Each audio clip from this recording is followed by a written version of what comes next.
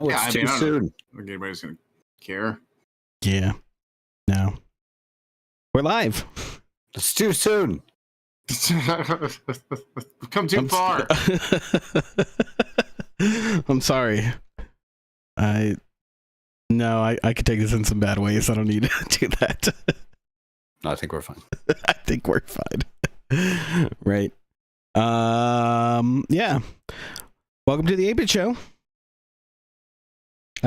With me today are my usual guest hosts, mates, co-hosts. That's the word I was looking for. Coffee and corn dogs. Everybody's favorite host mate, guest. Co-host. Me, Coffee and Corn Dogs. And two littles, 505. Where? Right there. Right behind you. He's right behind me, isn't he? Yes. That's why I said that. He's right in front of you, actually. Oh, shit. And I'm Franky1029. As I've been told many times. I'm glad you finally got it right after all these years. After all these years of... So, yeah. The number combo is tricky. It really is. I'm bad at math. Yeah, no, we're here to talk some games and news and other nerdy things, and play some games while we do that. Yeah, we do that sort of thing. Yeah. Sometimes, most of the time, part of the time, some of the time, Till we get distracted. all of the time. Yes. Well, I mean, that's a good place to start it, so you should probably do that. What have you been playing this week? I feel very awkward today. I don't know why. I was going to say, this is the most awkward opening we've had in a very long time, and we have awkward openings often. That's kind of, yeah, it's pretty on brand for us. I'm really breaking records today. We're doing good, yeah. Right. Okay, well, I guess if that means I'm going first. I actually don't have a whole lot to really talk about. Cause yeah, I haven't been playing too many games or watched much TV, honestly. I got sick over the weekend, so that put a hamper on things. Yeah, the big one. Well, why'd you go and do that? I didn't choose to. I hate being sick so much. It's the worst. But yeah, so I'm still a little under the weather, so yeah. I actually haven't felt all that great in the last couple of days either.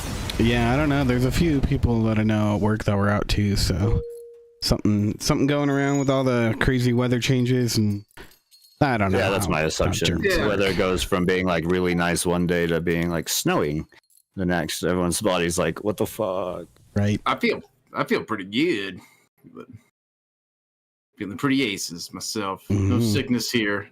That's good. That's good. I wish. Sorry, you guys getting sick. Yeah, Like, it's I one of mostly those feel all right. I just been like really tired and exhausted. Oh no, like at first too, I thought it was just like, I don't know, it was weird because it was just like a little tickle in the back of the throat, you know, just like I'd have to cough every now and then, like, okay, that's a little weird. But then like I'm still coughing, but it doesn't, like, I don't have a sore throat. It's just all in my sinuses, so I thought it might be like a sinus infection or something, but I think it was just a head cold. So it wasn't like horrible. It was just enough to make me not enjoy life. Yeah, that's fair. Being sick sucks. Yeah. But yeah, I'm trying to think. I don't think I've really played any games other than what we played on stream. Well, you've been playing Zelda? Yeah, I've been enjoying more of Tears of the Kingdom, so. Which we beat. What's it called? I was gonna ask, did you beat the Goron stuff.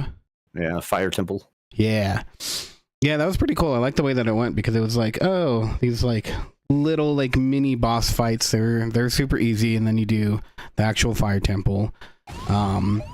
And then I don't want to speak about how embarrassing long it took me to beat the fire temple.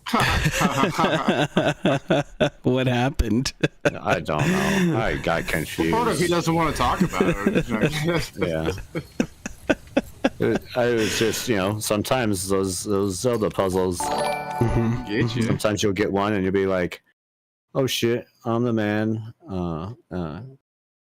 And you'll get no problem. Then the next one will come up and you'll just feel like a complete idiot. Especially once you figure it out, you'll be like, no, I am just an idiot. Yeah, it's even worse when you figure it out. Oh, is that easy? Yeah.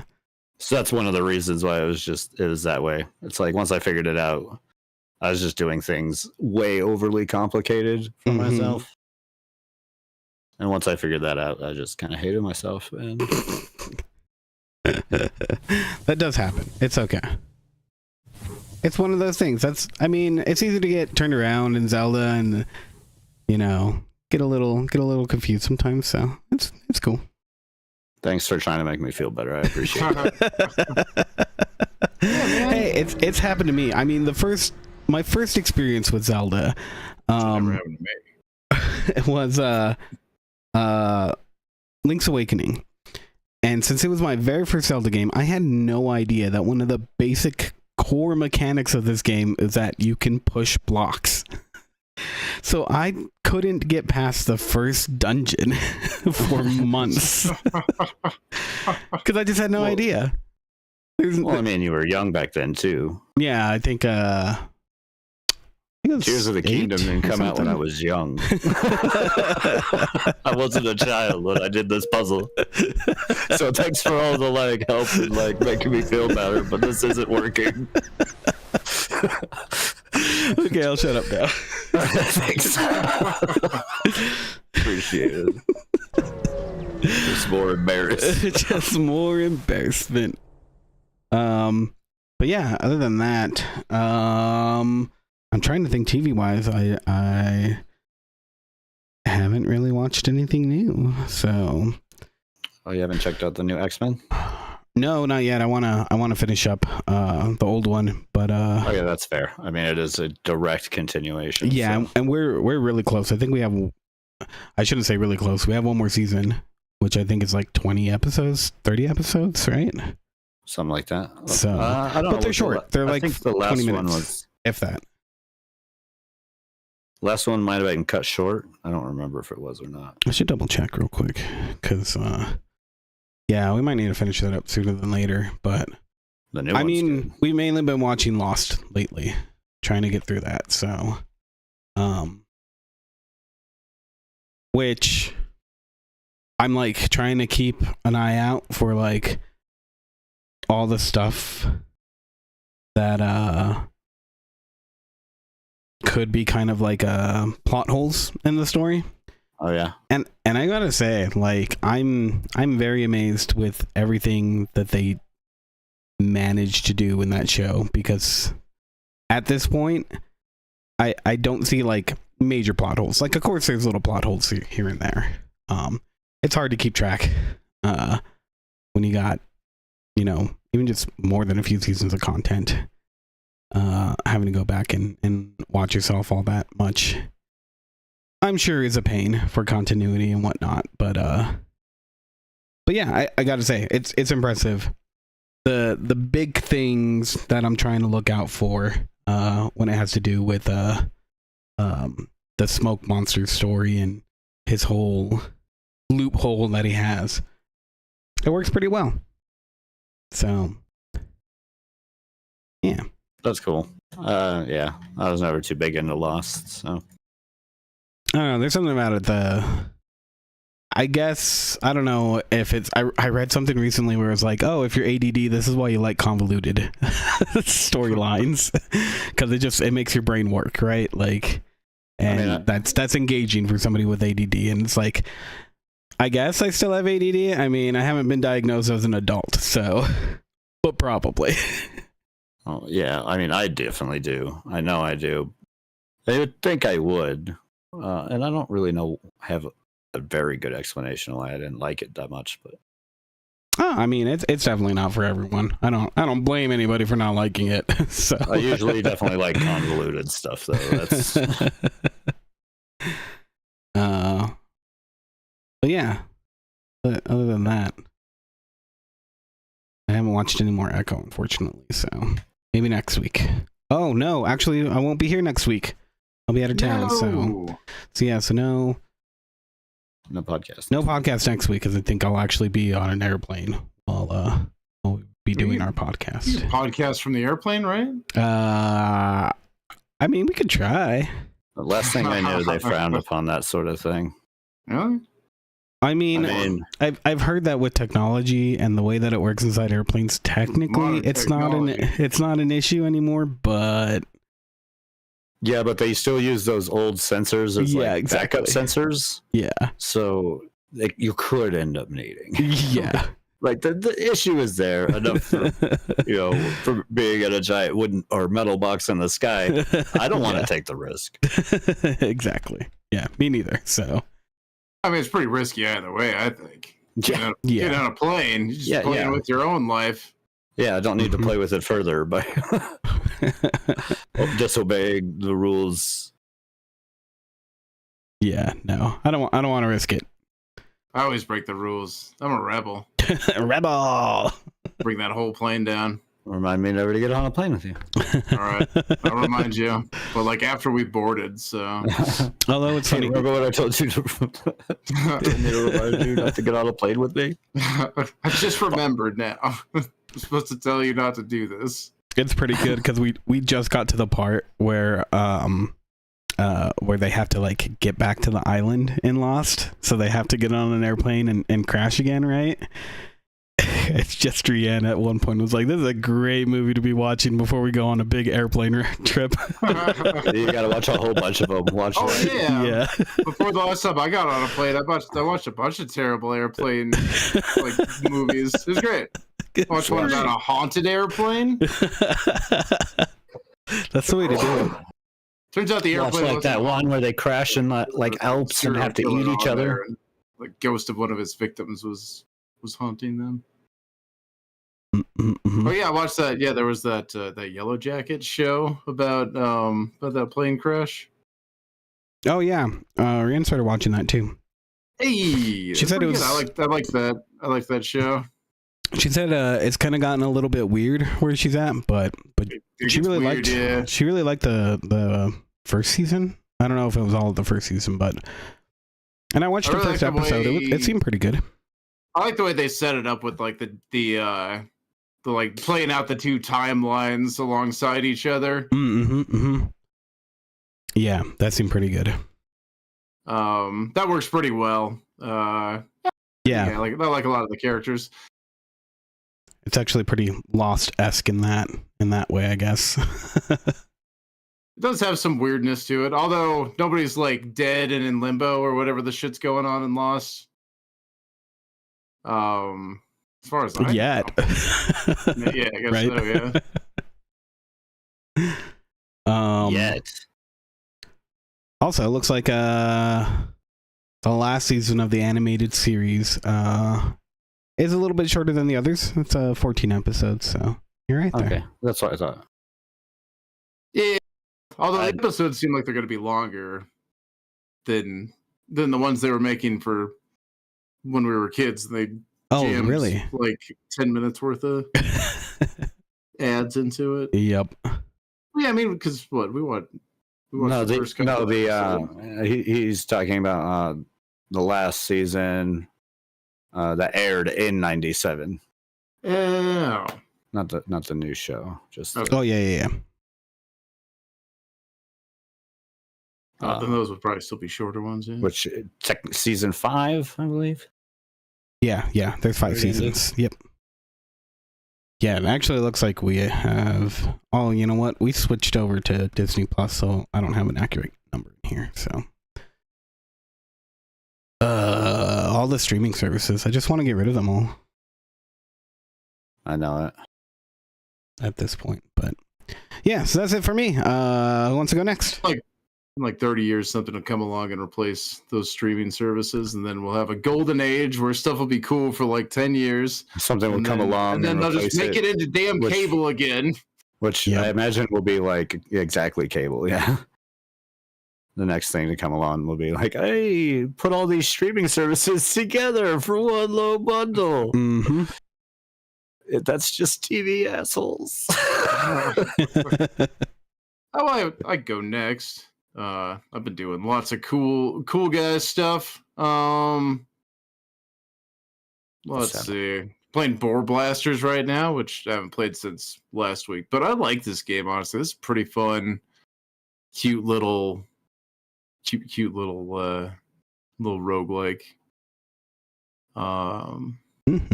Just a lot of fun. A lot of silly fun.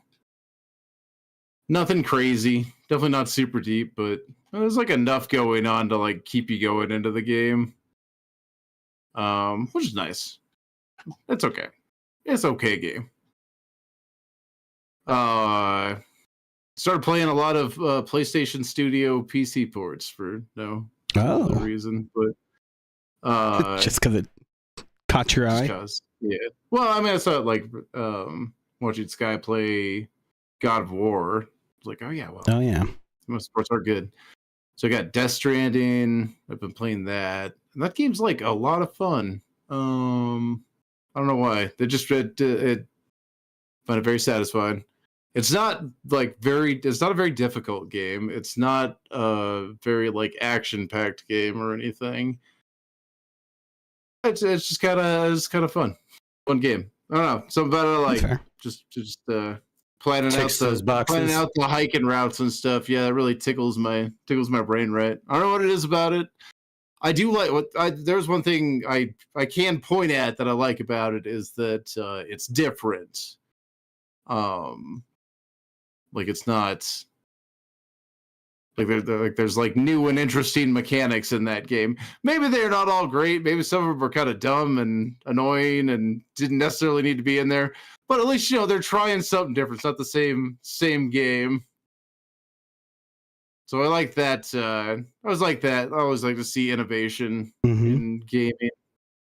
I know it's not like the newest game. Like this it's been out a while, but I haven't really seen anything quite like that game to come out again that just had like really fun mechanics. Are you looking forward to the second one? I am looking forward to the second one. Yeah, that seems like it's going to be a lot of fun.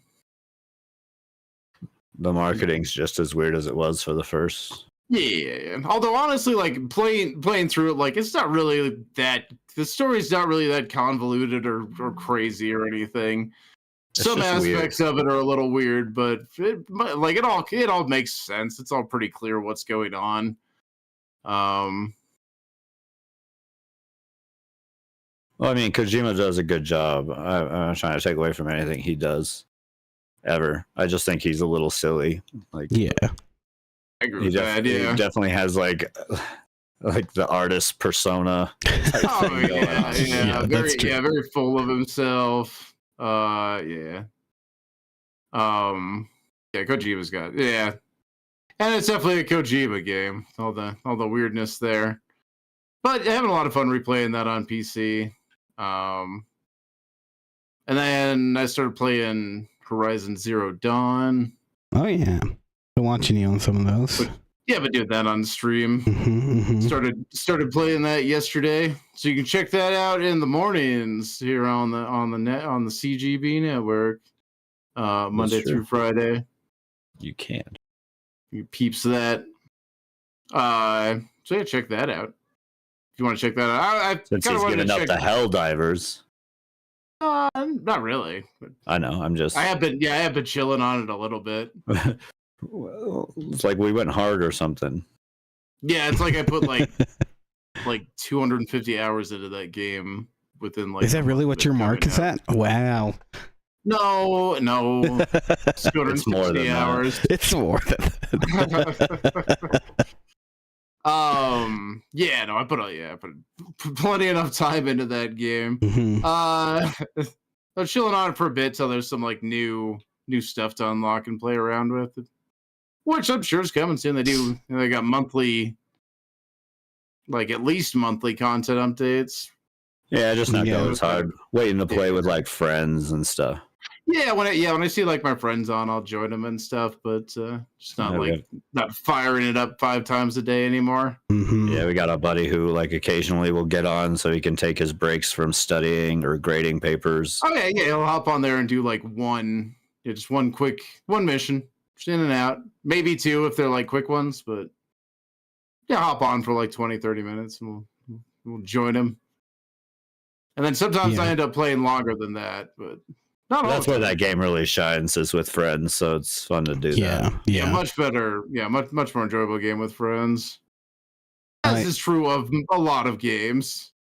Except Golfy. I hate playing Golfy with my friends. They all fucking cheat. That's Golfy. I've been playing some Golfy with my cheater ass friends. That's true. Core Keeper. I've been playing some Core Keeper on my like off time too, and cleaning up the base a little bit. Mm-hmm. Just getting all the slime and mycelium and shit out of the like opening area. Yeah. Cleaning up. Yeah. I was going to say, I heard that there are some instances of people hacking in what appears to be tanks. Oh, I'll be talking about that for the news. Yeah. Yeah. There's some interesting stuff that happened with that, which I don't want to spoil too much. You gotta stay tuned. You gotta stay tuned. Let's see. Other than that, we watched the first episode of the 3 Body Problem show. Oh yeah, that was good. It was pretty good. I like the I like what they're doing with it. There's a few things I liked that like changes they made from the book, just minor changes, but really not even changes to the story, just the order that they're telling, like giving the audience some of this information makes it paces the story out better. And I think these are good, like it's good changes. It doesn't change the story at all. It just paces it differently. So that's pretty interesting. I like it. Just watched the first episode so far, so they haven't gone into the VR world or anything and checked out the titular 3 Body Problem VR program. I just like using the term titular. That's fair. It's a good word, yeah. One of my faves.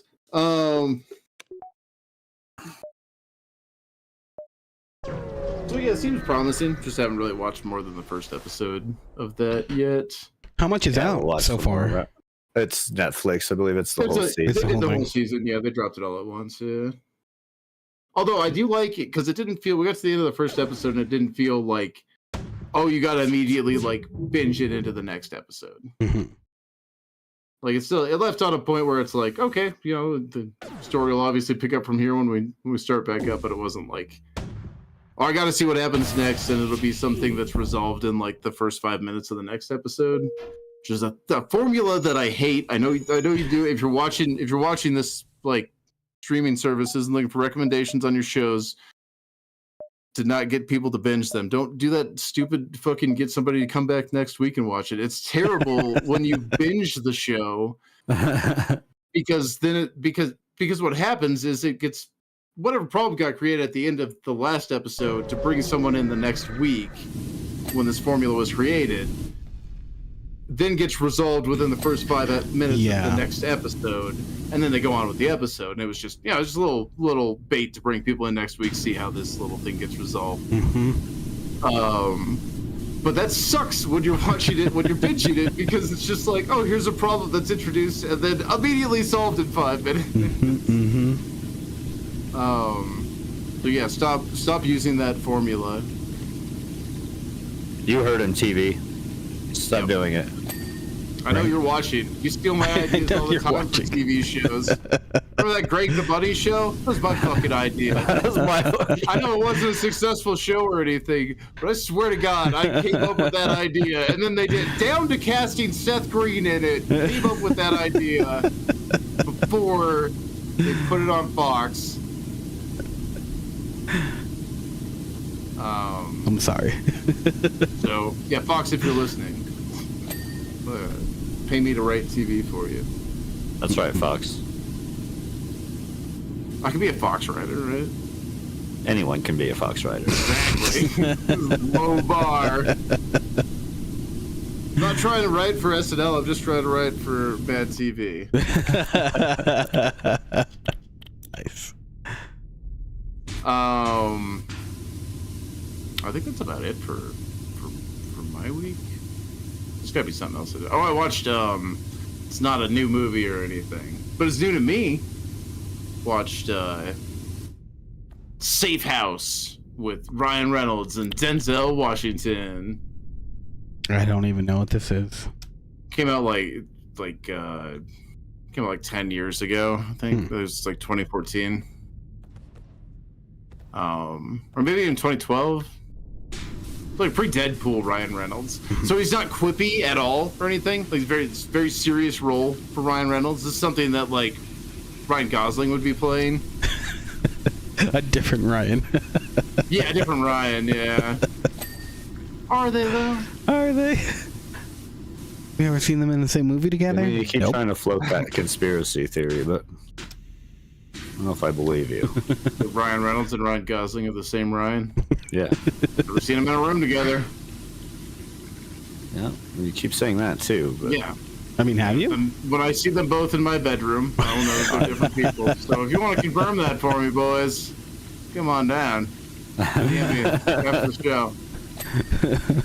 No ulterior motives there, I'm sure. Absolutely not. Absolutely not. Nothing but the best intentions. Yep, just like how you pave roads to hell. Yeah. So yeah, Safe House on on Amazon Video. Pretty by the numbers spy thriller that predicted everything that was going to happen. They did not even try to make anything like unique or interesting in that movie. It's not bad. Like I don't want to like totally shit on the movie. It's just not good.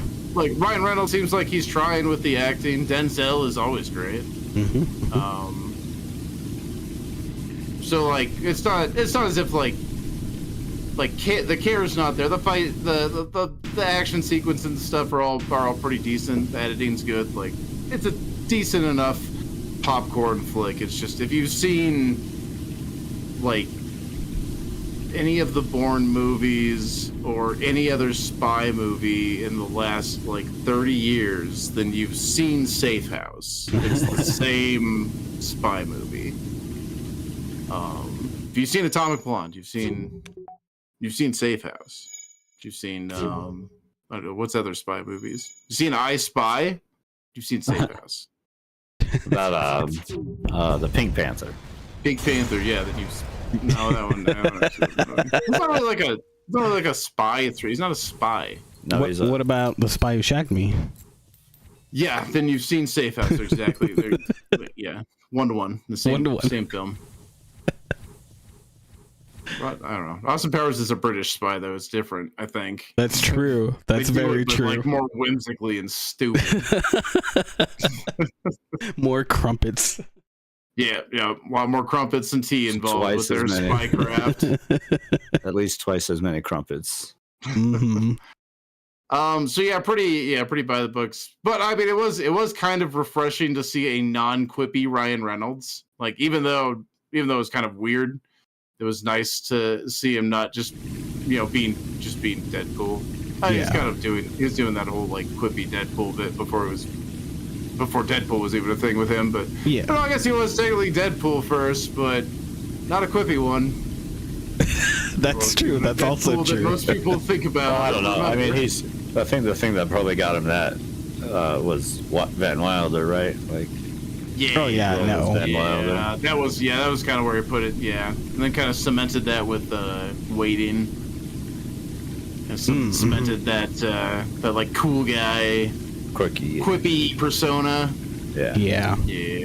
Yeah. And then he pretty much was that for like forever. Yeah. And now he's Deadpool. But yeah, like I said, kind of refreshing to see him not being quippy, just playing it straight the whole time. Very serious actor, very serious movie. I mean, I like Ryan Reynolds though. It makes me think of when Adam Sandler did Click. Did you guys see that? I don't think it was like a great movie, but it was refreshing to see him take on something more serious. There are some kind scenes, of a roller coaster of a movie. There are some scenes in that though that are actually like pretty well done. Like pretty heartfelt stuff in there. Overall, kind of a confused movie. Yeah, exactly. That's what I mean. It has its moments. He did that Punch Drunk Love, and that was really well received. Oh yeah, that's right. I forgot about that. That's him doing a dramatic role. He's a bit more goofy Adam Sandler still in Click. Yeah, but yeah, Punch Drunk Love was his just like straight, like serious role he's trying to do. It was an alright movie. No, I don't think if I watched anything else, it was less memorable than that mediocre spy movie that I watched. I want to see the new Spider movie. I saw a trailer for. New spy movie? Spider movie. Spider movie. Spider movie. What's like about Spider-Men or just like? No, just a creature feature. Creature feature. Oh, okay. Spider movie. I saw a trailer too. Looked pretty cool. Called Sting. Sting. Yeah. Oh shit! It's about the wrestler. Wait, no. Is it about? I'll check it out anyway. It's about Frodo's sword. No. That took on spiders too. I told you it's a creature feature. Yeah, he says a spy thriller. Yeah. No, I said spider thriller. Yeah. Remember when Bilbo took Sting before he named it and killed the spiders, and then he named his sword Sting? Just wondering if this is an origin story. Oh, we're finally getting a Sting origin story. That is not the case. Okay. And that's well, now I'm just disappointed. Well, we got Peter Jackson attached to Drax. So. Yeah, it's when he's in the forest, remember? Oh, yeah. Okay, yeah. Yeah. Pretty sure. 90% sure. Getting close to the end of the... Yeah, he saves the dwarfs. Books. The spiders. The spiders, yeah. End of the three body problem? Yeah, just about done with the books. Need to finish the last book. I am not. I haven't really been reading still too much. Near the beginning of that.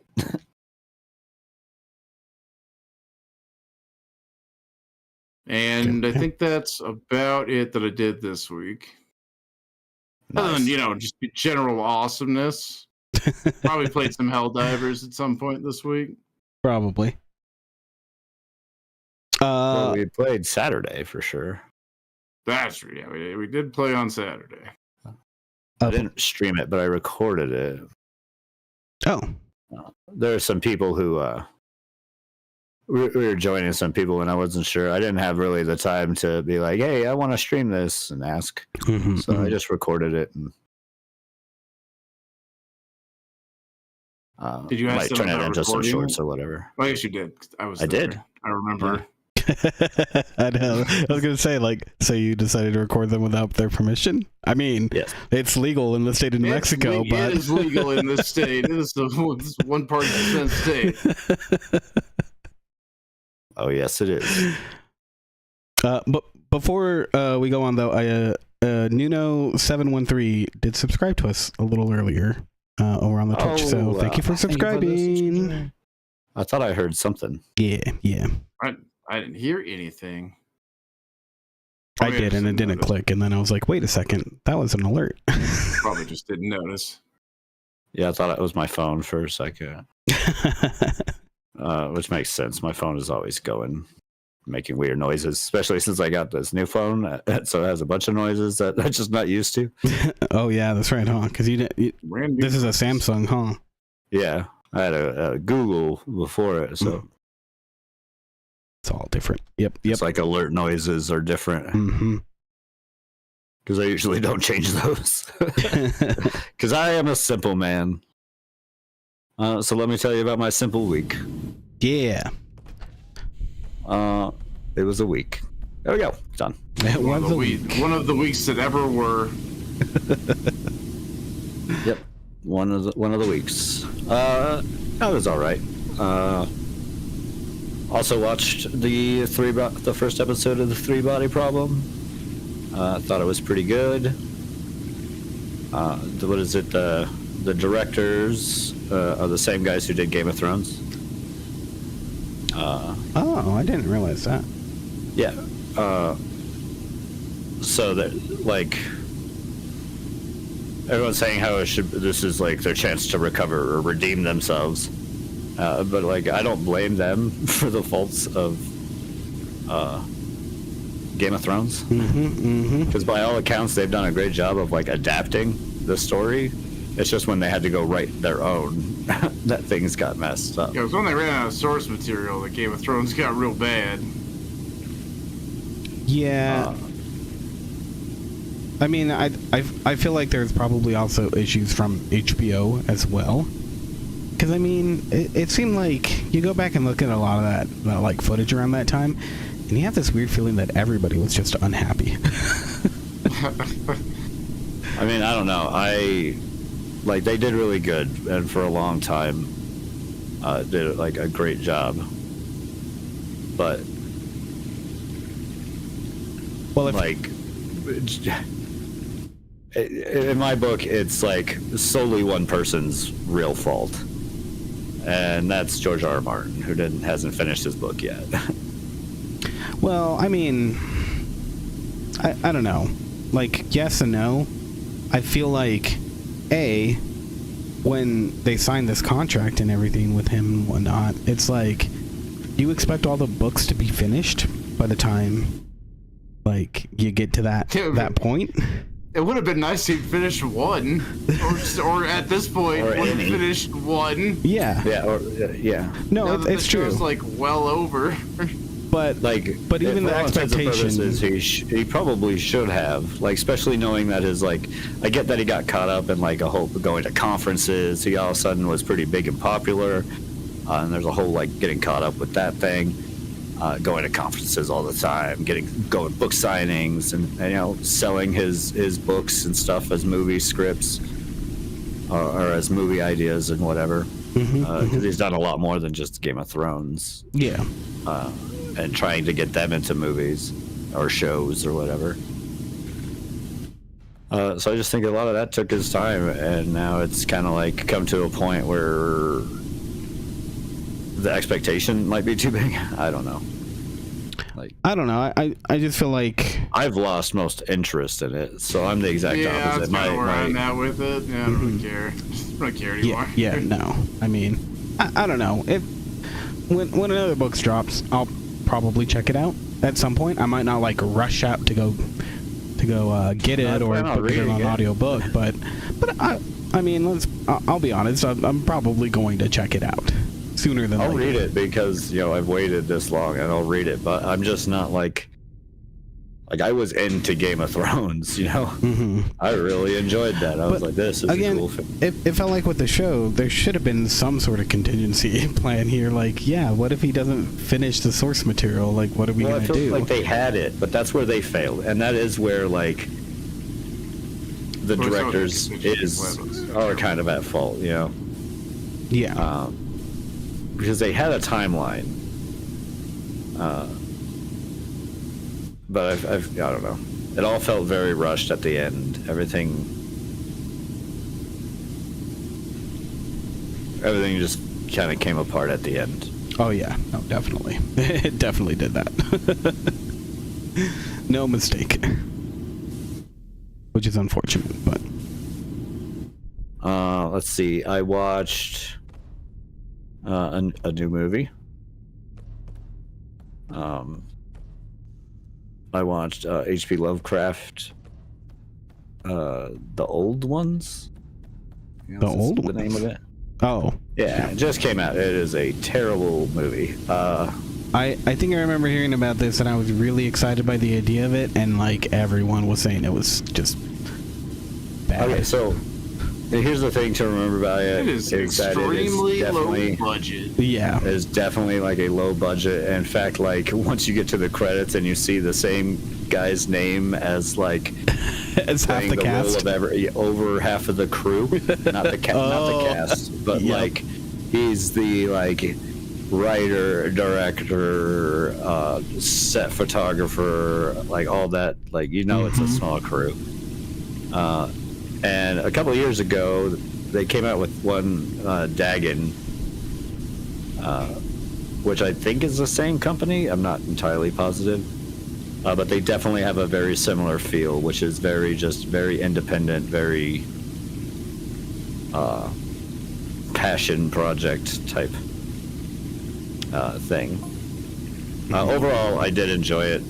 It does do a lot of like weird things, and they try and hold to a lot of that like Lovecraft idea, but it is not in any way like a great movie. Yeah. But if you like Lovecraft, it is something that's like silly to watch and appreciate for what it is, like watching a fan made movie or whatever on on YouTube, really.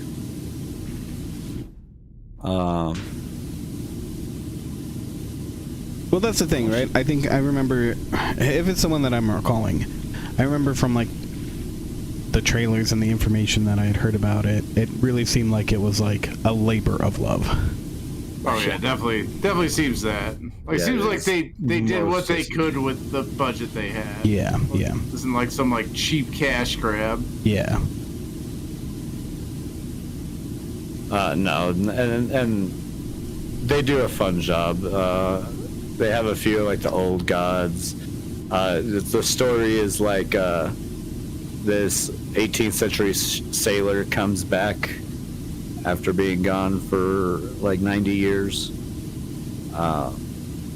having escaped having Dagon in his head, and a bunch of craziness ensues. It's good times though. It's good times. Is it good like shut your brain off movie? If you enjoy Lovecraft, it has some charm there. But yeah, it was if you enjoy Lovecraft, not a good movie. Yeah, just a fun movie. Other than that, I've still been watching the Doctor Who. Just almost to the last season of Peter Capaldi's arc. Underrated Doctor, in my opinion. He is a really good Doctor. It's unfortunate that his episodes weren't better. Yeah.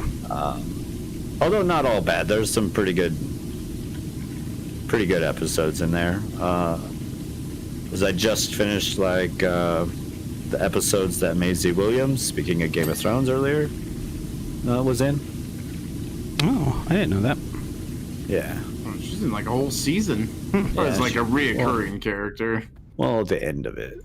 Last few episodes. Has she been in anything recently? I mean, she blew up like right after Game of Thrones, but I haven't like seen her in. I just saw like a movie that she was in, or didn't watch the movie, but saw like the poster for one. I don't know if it's out or coming or is out. I don't know, it looked like some ordinary like drama.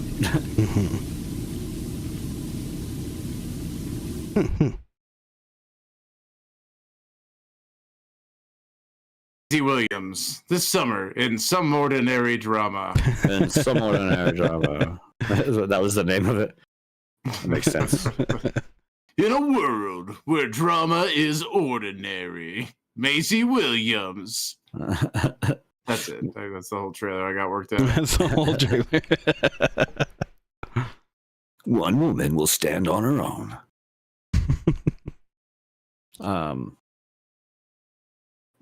Other than that, not a whole lot for TV and stuff.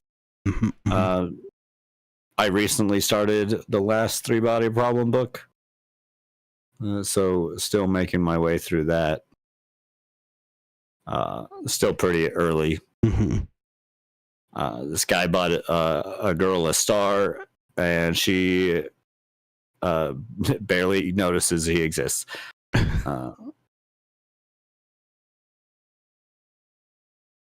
It's all right. I don't know yet. Still too early to tell. But I did like the first 2 books, so it'll probably be all right. Fair enough. Other than that, for games, actually not a whole lot. I actually haven't played too much. Did you end up doing Pacific Drive? You did, right? One day? I think we did one on Wednesday. I was going to do a couple others this week, but again, I wasn't feeling good either. Mm-hmm. So just kind of said, nah. Yeah.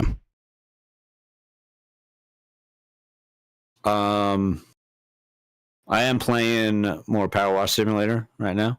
Mm-hmm. I'm actually playing the like Warhammer DLC stuff. I'm cleaning a cool tank, Warhammer tank. Yeah. So that's cool. I figured out how to get to this stuff. This game has some just weird crossovers. Like they have a whole like Final Fantasy VII. Yeah, you were telling me about that. And Tomb Raider. What do you clean in Final Fantasy VII? Are you like going through the cities and like cleaning the Mako reactors? I don't know entirely what you do in that one. So far, the only one I've actually started has been the Warhammer one, because I just figured out how to do it. But this one's kind of cool. It changes the like look of your gun and your like equipment. I got like a step ladder that kind of looks like a little spider bot. Oh, nice. And stuff. Pretty fun. Cute little robot. Power Wash Simulator is one of those games that I can shut off my brain and listen to a book or whatever. Yeah. And not think too much about. So I quite enjoy it. Speaking of games that appeal to ADD, we did the Core Keeper stream. That was a lot of fun. I'm glad that Ben's able to play that one with us. We've been getting a lot of people to play that. Right. Been pretty cool. Mm-hmm. Golfy just came out with a big update. Oh, did they? Yesterday? Oh. The day before? Gonna have to do a little bit more of that before next week. Yeah, we probably should. They added a few big things. They added a new set of stages, like a new level design. Oh, really? Yeah, called the Cave Temples. Okay, I am interested. So you're set, in a cave, basically. But it kind of has some of the, I don't know. I played it. A couple of the stages just straight screwed me, so I'm not sure how I'm feeling about those stages. How so? I checked them out. What happened? So one of them, you have to go rolling down like this hill, like this like tunnel hill. Mm-hmm. But because of some of the random plants and stuff, and this one has like bouncy plants that show up. Okay. That your ball like bounces off of slightly. But because of their random placements, they were blocking the tunnel I had to go down. And literally at some point I got so stuck that any amount of power or direction would send me flying off the map. Oh, dang. So you were just stuck. So I was stuck. I just had to lose. Then the other one is I got glitched into like a, not necessarily glitched, but I fell into like a crack. And instead of being able to just like go back to the restart or whatever, it did the whole thing because I landed there for like a certain amount of time. It just counts it as your new location. So I was also stuck there with a whole like nine shots. It was like the first shot I did. So I just had to go another 9 shots before it's just game over. Sounds like they need more testing on that. Yeah, it's just some of it's a little broken on it. But on a more positive note of things that they did, they upped the power of the base shot. Oh, really? Yeah, so without any cards, you can actually get around. you can't. Well, it's not very powerful, but they shared a comment off of their Discord for their patch notes that described the shooting the ball with no power or no shot, with no cards attached, is like trying to hit a golf ball with an angel hair noodle with the strength of a baby's breath. Yep. That's accurate. Yeah. So they upped that a bit, and in turn also messed me up a little bit because that also affects your power shots too then. Yeah, everything else that gets added to it. So it took a little bit of adjustment, but it's much nicer. Also, your roll stops a little bit. Instead of having those like really exaggerated rolls that end up causing you to lose or fall into the water, it's prevented that a bit. Oh, okay. So it's reduced the time before it says take your next shot. Mm-hmm.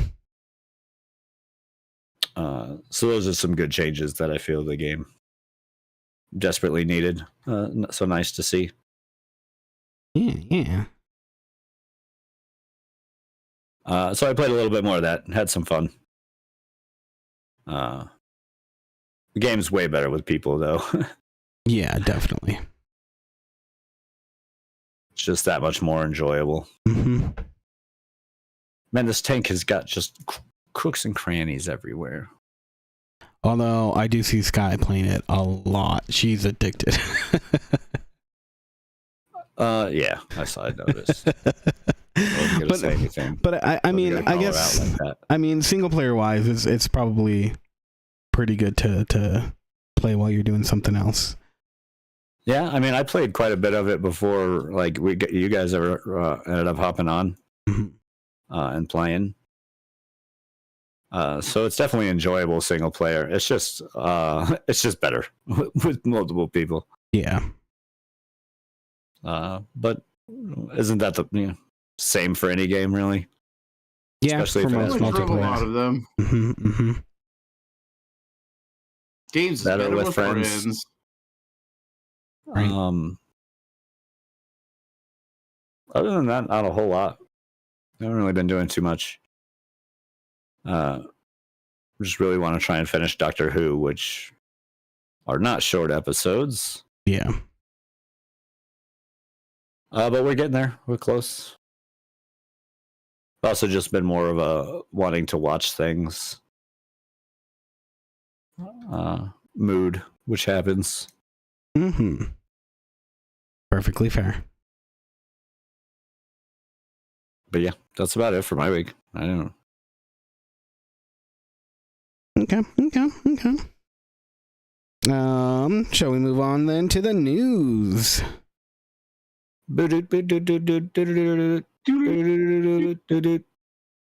News. Need a jingle. Come up with a news jingle. Yeah. What well-known song can we parody?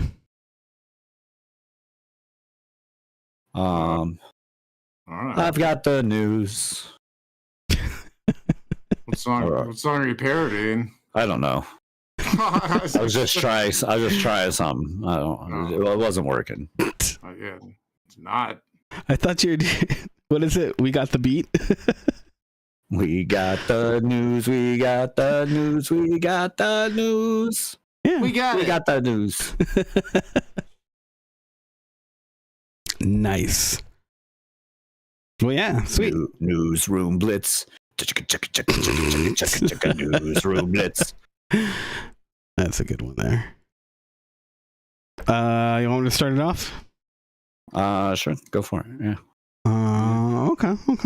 So, I don't know, just something, I guess a little fun here.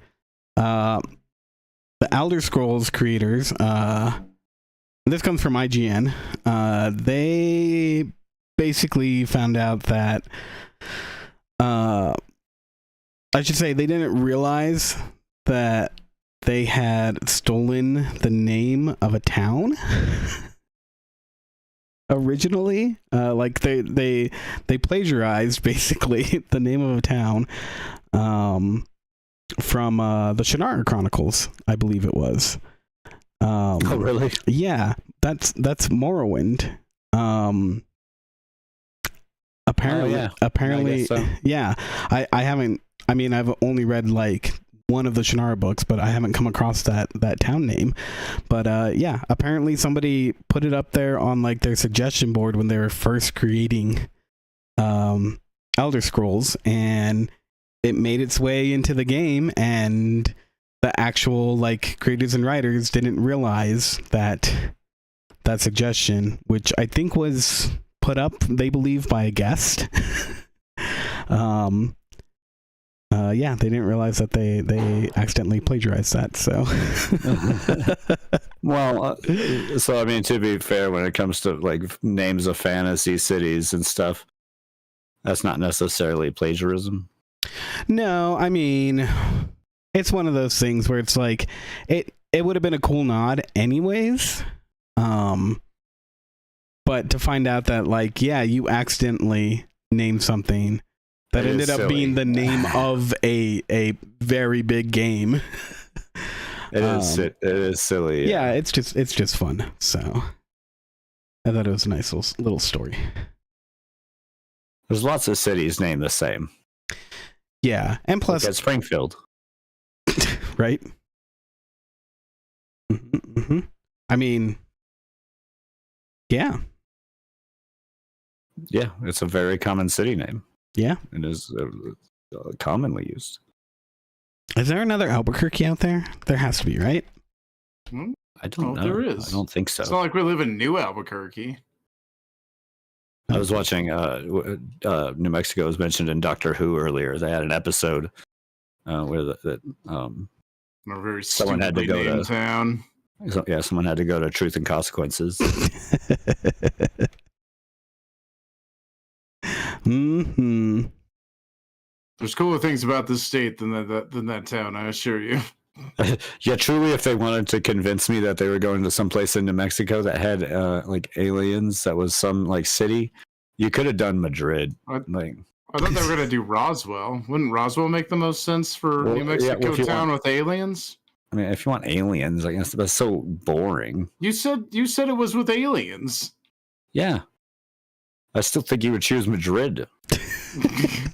We've been there. It's weird. You just mean Roswell's boring. I agree with that. Yes. Yeah. No alien in the right mind is going to want to go or stay in Roswell. I mean, it was obviously an accident that the alien was there in the first place. Well, yeah, but that's why they're no longer there. They definitely left. Go to Roswell. That sucks. Definitely left. I promise you. No one stays in Roswell. Nope. Roswell. Come for the meth. Stay because you sold your truck for meth.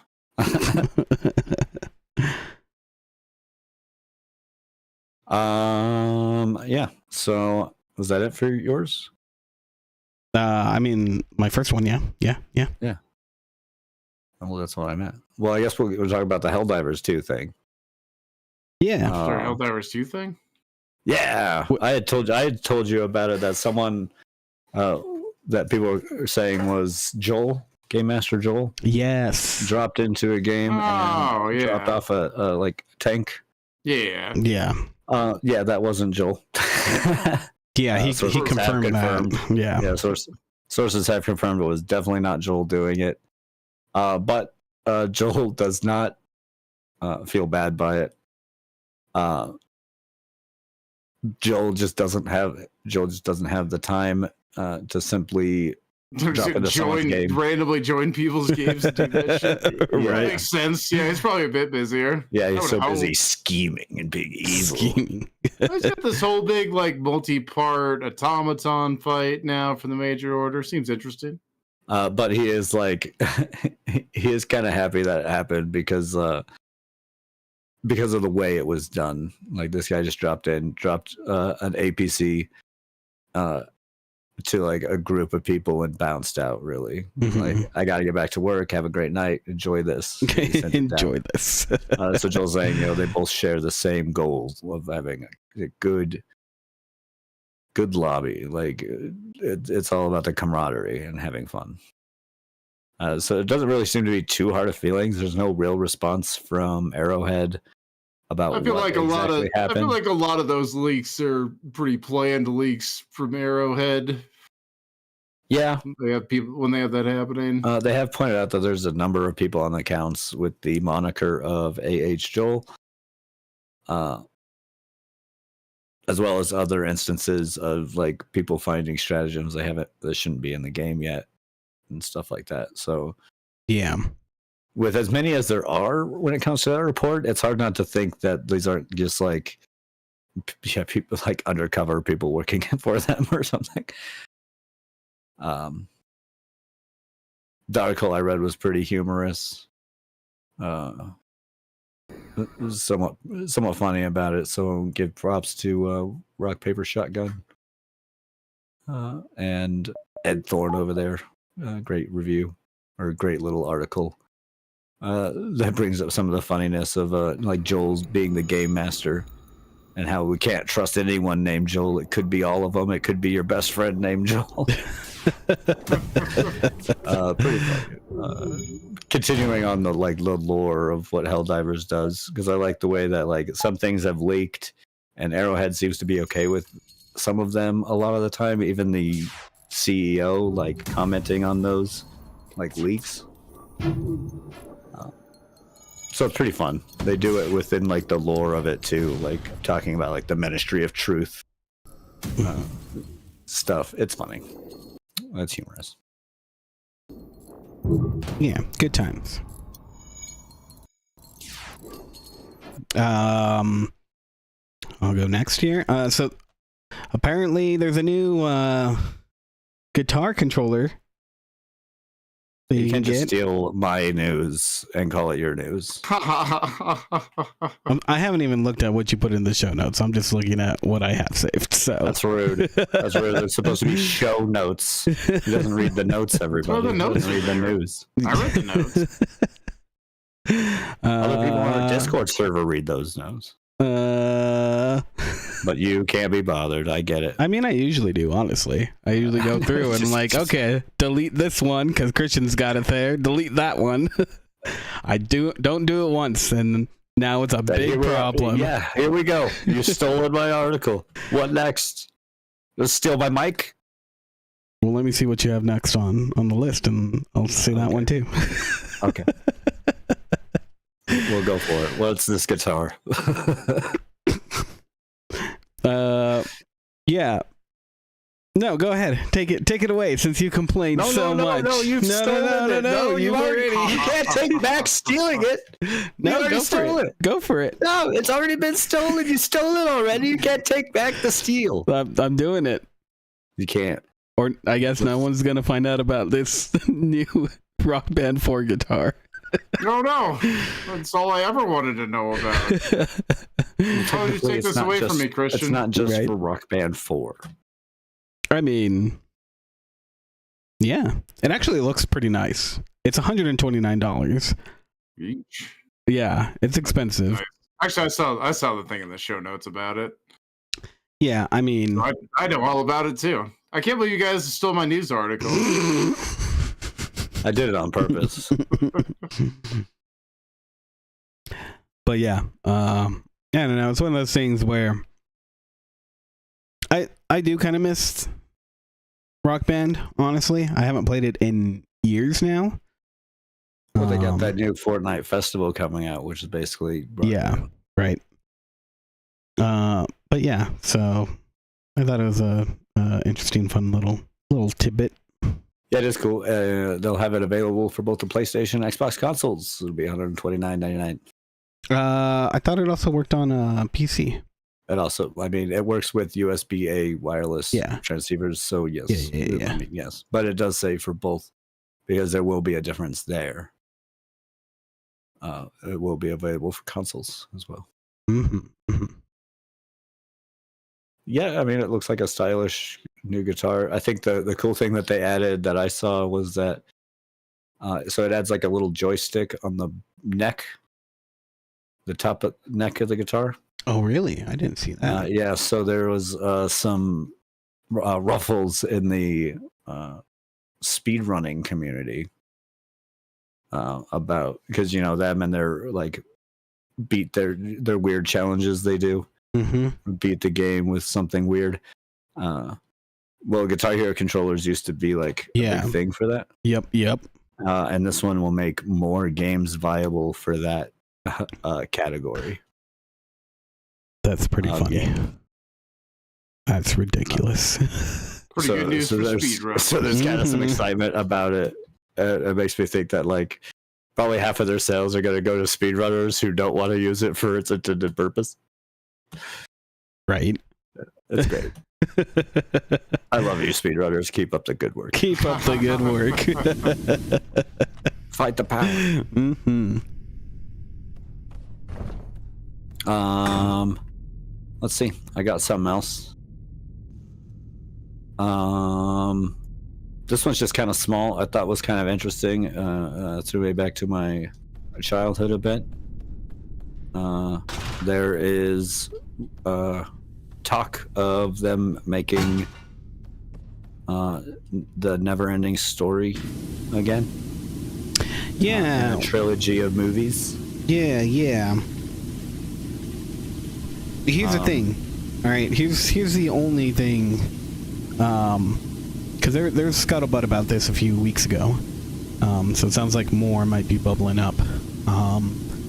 But do we know, are they remaking it? From the sounds, it sounds like a remake because it sounds like a trilogy redo. Okay, see, this is the problem, is that it's called The Never-Ending Story. It's perfectly set up in the way that just the idea of it, that you don't need to do a remake, you just keep going. It's never ending, right? Yeah, so, I mean, I'm a little disappointed. That's all I'm gonna say. I think it's one of those ones that it's been so long that I think it could probably use like a remake. I don't necessarily see a problem with that one being remade. Again, when it comes to those remakes and stuff, it all depends on how you do it and how you handle it, and whether or not it'll be good, right? Like, well, I mean, part of my disappointment is that, I mean, the other movies weren't like after the second one is debatably okay, in my opinion. The other one, is there only 3 or there were 4, right? I don't remember now. I don't know. I only remember the first 2. I know there's at least 3, but I don't remember if there's 4. Either way, though, yeah, no, there is only 3.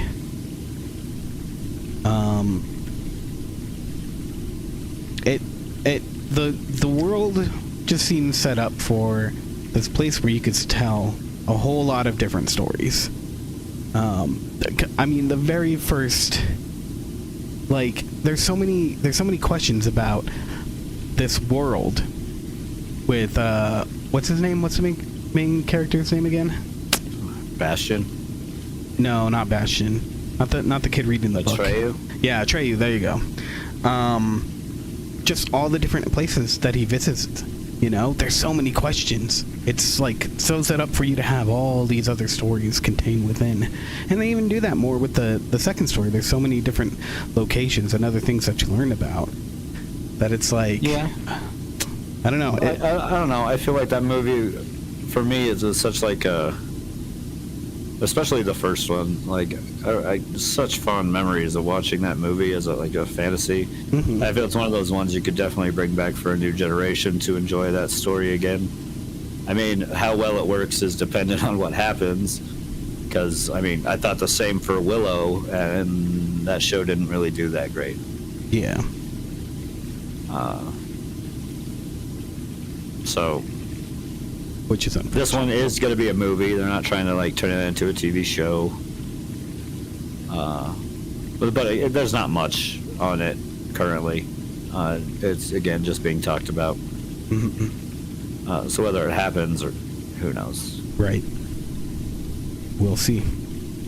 Or maybe it goes the way of the Coyote versus Acme. And we never see it. Mm-hmm. Let's see. What else do I have? I have other things, right? I don't know. Unclear. Better. I think there's more stuff in the show notes if you wanted to steal some more stuff out of there. Yeah, yeah, definitely. Let's see. What do we got here? Dragon's Dogma. Nope. No. Oh, had a pretty rough launch. Had a very rough launch. No, I'm kidding, dude. What I wanted to talk about was the Larian founder talking about working with Google Stadia for Baldur's Gate 3. Did you guys hear about that? I watched the GDC awards. I just saw his like speech for accepting awards. Well, but I don't think that was in there. No, so this was actually at a panel that IGN was at. Okay, yeah. Then yeah. No. So not. it's pretty interesting. So I guess basically Google ended up paying for like a lot of the graphical effects of that game. Yeah, so he says it was a really stupid deal. I should have never done it, but it allowed me to pay for the CGI. But yeah, just the way that he was locked into this contract for this platform that's now obviously very much dead. It's one of those. Google Stadia is dead. Oh, it's very dead. Now you're telling me. Tell that to my Google Stadia. You clearly haven't turned it on recently. No, I've never turned it on. Why would I ever turn it on? You can do that? You can do that? It turns on. Mine never turned on. But yeah, so I thought that was a fun little thing that ended up happening, which I don't know, it's one of those things that I think goes to show, like, yeah, these game companies, they have to partner just to pay for the CGI in their game. You know, it's these giant budgets that are happening.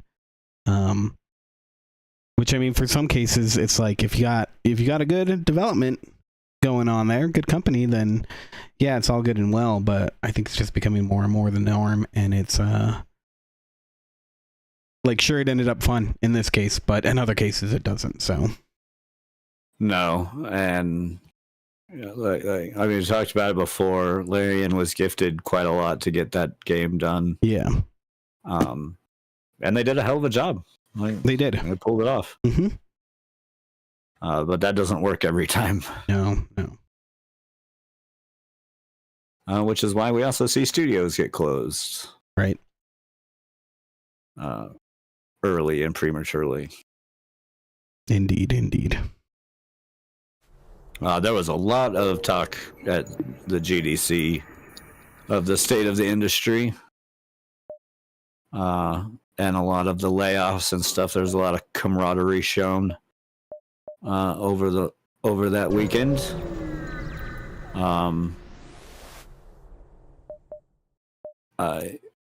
Alana Pierce was the hostess this year.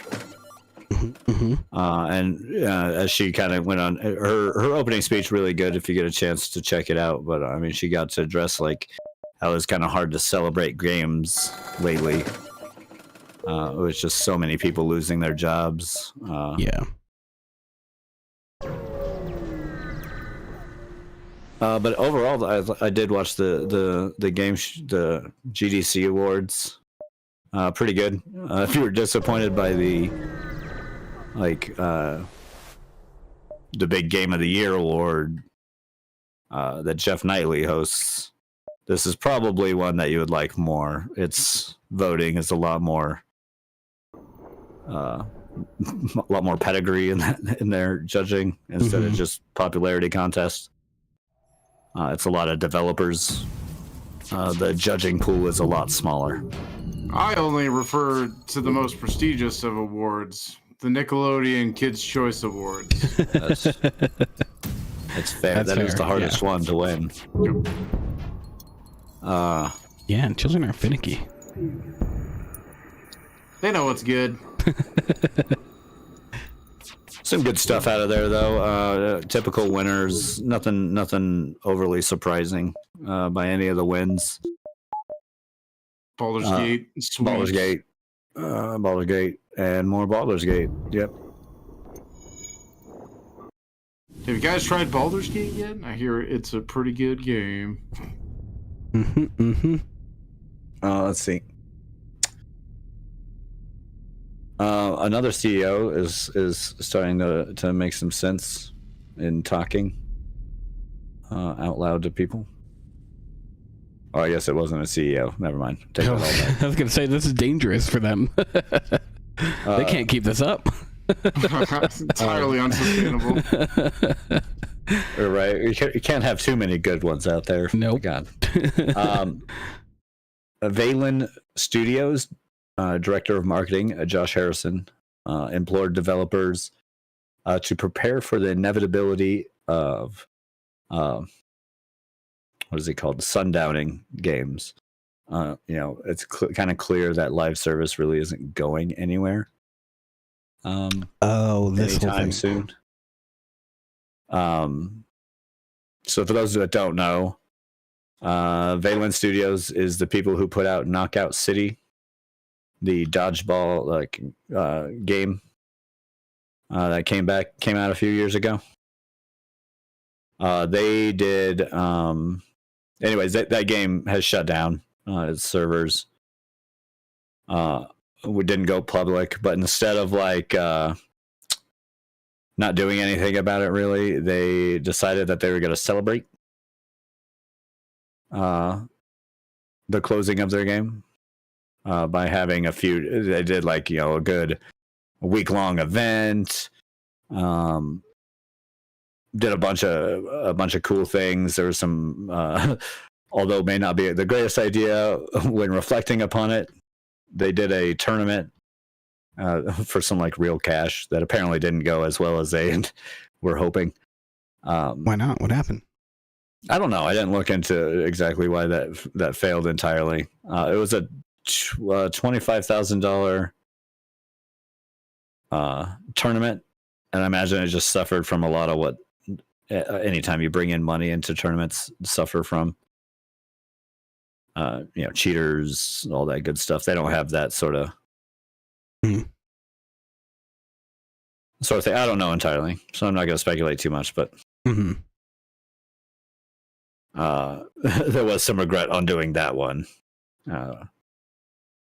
But they did make a statement on the game should try and celebrate that moment of their game going down, and in so doing, they should also turn their games server ability over to where people can have private servers.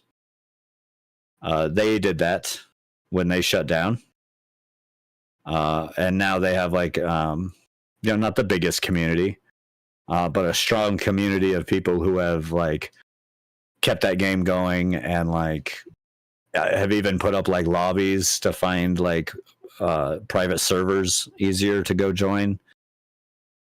It just kind of explained that doing that sort of stuff, giving access a way to make private servers can just extend your game's life. And it's just a real big no one will thank you more than your community for doing so, you know? Yeah. Positive message is what I'm getting out of it. I too agree with him. I would like to see more developers make decisions like that. Yeah, it's interesting. So I watched Thor and Linus from Linus. Well, I should say from Private Software and Linus Tech Tips, respectively.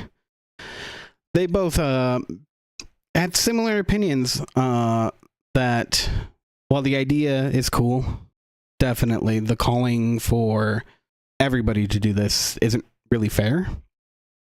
And I think that's an interesting take on it. Like, yeah, I mean, I don't think anybody should be forced to do that, but it's definitely something that would be cool for the gamers more than anything, the fans that you have created. I mean, it's obviously wouldn't work for every game. The idea that it would work for every game is not necessarily right, and I mean, sense. And Thor's whole thing was his whole argument was coming down to copyright, that it shouldn't be forced. You know, being forced to do that would be bad. I don't think it should be forced. I just think these are decisions that game developers should consider really doing, like making. I agree. Forcing a developer to do it. I think that's where like their commenters or his commenters were going with in the live stream that I saw. Yeah, and then you're gonna have people argue that because, you know, it would be, in an overall sense, would be better for the community to have that sort of stuff. Yeah, I understand that, but there's some it could be, yeah. When you start telling a company this is what they have to do, because you think that's where they'll stop, or like we already have issues with them, like changing stuff like that all the time. Oh yeah, regulation is a bitch, basically. Yeah. And then God, I can't remember exactly what Linus's point was now, but it was similar in that it didn't directly have to do with copyright, but more of like government control and whatnot. So it's one of those things where it gets people wondering, I think, you know, like, yeah, this is obviously really cool. Isn't this how it should be for all games? I you know, me personally, I technically think yeah, but I also don't think it should be like a legal requirement or anything, but it's really cool that they did this, honestly. Yeah, I just think developers should be looking at doing, should be considering that when you're doing a live service game. I think there's some games, like I said, that wouldn't work with that. Yeah, definitely. Like currently, I don't know how like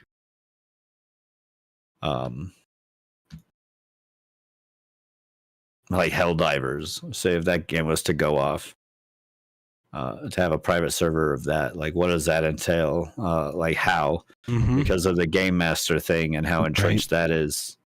Yeah, exactly. Besides the ability to maybe like fight a random assortment of bugs on planets, okay, I guess you could do something like that. But it just wouldn't be the same, right? I mean, it's not the same. No, yeah, you're gonna lose that surprise ability aspect of it for sure. That on the fly adjusting. Yeah. Holy shit, what did I just fight? I'm getting wrecked all of a sudden. What are you playing? FTL. Oh, all right. That sounds like the average FTL experience. Yeah. Yeah, exactly. I'm getting wrecked all of a sudden. Run over. Okay, sweet. Right. That happens so fast. Things really get out of hand quickly in that game. Oh yeah, they do. Okay. Oh my gosh. So next up, I just completed my job. Microsoft is thinking about. Look at me go. Look at me clean that tank. Oh, fuck yeah, cleaning it hard. I'm sorry, go ahead. I'm watching the replay. Yeah, we're all watching it now. Oh, you would want to see it again? Sure, why not? Do it again. Yeah, come on. Ooh, can do it in slow mo. Look at it go. Oh yeah, that's one clean tank right there. What a nerd. Oh. So there's rumors about that the next Xbox might be a handheld. What? Yeah, Phil Spencer. Honestly, that would kind of make sense with Microsoft's whole thing. I think it really does. Away from console. Yeah, they've kind of been leaning away from the whole console thing. Well, for a minute. I mean, they've had Xbox and stuff, of course, but.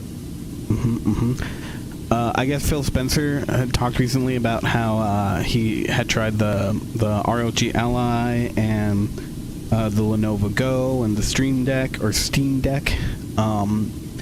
and he was saying that the only downside that he really had about it is basically complaints of why Xbox isn't doing some integrated service like this.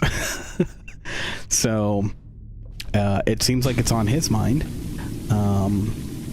So I don't know. Maybe we could see it going the way of the Switch, which could be cool, because I think what they would probably do is just partner up with someone like Asus or Lenovo or something like that, and just, hey, let's bring basically a PC into handheld mode and run all of the games that we already do right then and there. Right, I could see him doing something like the Xbox Game Pass handheld. Right, handheld edition. I mean, literally, they don't even need to change anything. Just keep your Xbox Game Pass. Buy this new little hardware for it. Buy a little thing that can support like a good amount of your games. Doesn't even need to support all of them. Just a good amount of your titles, and put it on. Yeah, people will get it. Handhelds are popular, right? So yeah, love our handheld. That could be cool. I'd be interested in it. I'm not gonna lie. Yeah, I always like the handheld things myself. Maybe it's because I have a certain fondness for what was the DS. Right. The best console gaming system ever. Yeah, and I'm totally okay with consoles like being a thing that you can just carry around now. Yeah, the Switch was a great idea. I mean, honestly. How many times, like, think about it as like a kid. You know, how many times that you had a friend that didn't have an SNES or didn't have a Genesis, so you packed up your console and you went over to their house for a sleepover.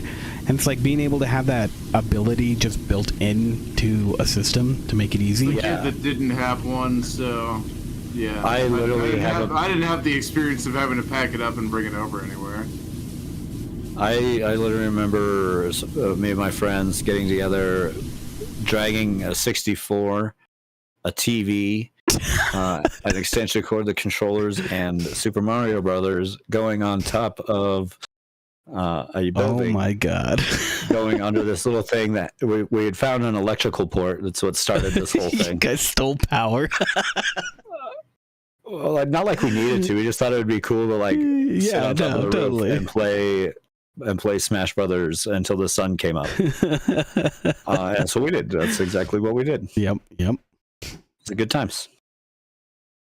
Yeah, it's just a cool idea, I think. I was with buddy Travis for that. Mm-hmm. But yeah, I got one more left here. Okay. Do you want me to go? Do it. Okay. Do it. Did you guys hear of the BioShock spiritual successor that is by series creator Ken Levine? I did not. Yeah, so this has been in development for 10 years. It's called Judas. I actually checked out this article by Kotaku who was saying that the game doesn't look that great. But digging into it a little bit more, I found out the game is far from done, which is unfortunate because it's been 10 years that it's been in development. But I think it has some interesting bits to it. So yeah, there's a little trailer-ish sort of thing that came out for it. Yeah, it definitely looks like a BioShock game. But some of the interactions and everything, they looked a little rough. They're definitely not polished. I think I did see that. I think I did see that at the at something. There was a show recently. Future Game Show. Yeah, that's what it was, I think. Yeah, I did see the trailer for that, yeah. Yeah, and I guess the way that he described it, that kind of people have been latched onto, is that it's like narrative Legos. So you're building upon the story that can branch out in all these different ways. So you can play the game over and over and still feel like these characters have their own unique life by the way that you're doing things. So I don't know. I mean, we'll say. Yeah, it's an interesting concept. We'll see where it ends up landing. Developers have a weird knack for totally touting up their work. Peter Molyneux, looking right at you, dude. But Fable was not everything you claimed it would be. But looks and feel wise, I think it doesn't look bad at this point. Yeah, I think also people need to understand what the. I heard some people complaining about it, and a number of complaints after the show on like some of the comments below after the Future Game Show, which I think some people need to remember that the Future Game Show is future games. What? And a lot of what we're seeing is like. How would people even know that? a lot of what we're seeing though is like really early builds and trailers. Yeah, I mean, this doesn't look super early. Again, they've been working on it for 10 years. But from what I understand is that it's a much smaller group. So I can see how it's not going to be done yet, because it looks like a very big undertaking that they're doing. So, I mean, still development-wise, I think it is still kind of early. I just noticed a number of comments. Yeah. In the Futures Game Show thing of like, these trailers look not done. These are like the worst games. And it's like, man, these games have like one of the games that was shown wasn't even really a game. They were mostly showing off a new engine that they were working on. Oh. So like, I mean, there is a game with it, yes. But it's like, I can't remember the name of the company, but they'd recently gone from being just like a game developer to having created their own engine. Mm-hmm. And they went through like a whole name change for their studio and everything to reflect their new engine. So clearly this is like them trying to show that off. Yeah. Yeah, not really to us. Like, that's the other thing to remember about some of those. Like, some of it's just to like people in that industry. Right. Yeah, it's like how E3 wasn't really supposed to be for consumers, right? Yeah. Yeah. It was supposed to be for press. It was supposed to be an industry event. Yeah. Well, so the press could take it and then tell us about it. Yeah, it was like... But a lot of it was tech to show the rest of the industry what's going on. Yeah, exactly. So... it is what it is. Happens. Mm-hmm. But yeah, that's it for me. Let's see. I got a couple other things. Yeah, there's actually a lot going on this week, so... Speaking of GDC, Ubisoft unveiled a new thing. Oh, did they? Yeah. AI dialogue. Oh, I did hear about this. I totally forgot to throw it in my notes. Good thing.